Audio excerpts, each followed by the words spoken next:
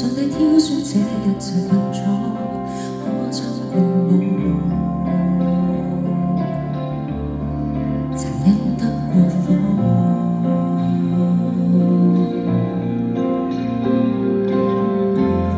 大概天都不喜愛我這個大叔，在社會努力地圖一點憐憫這一個資本。盡了容忍，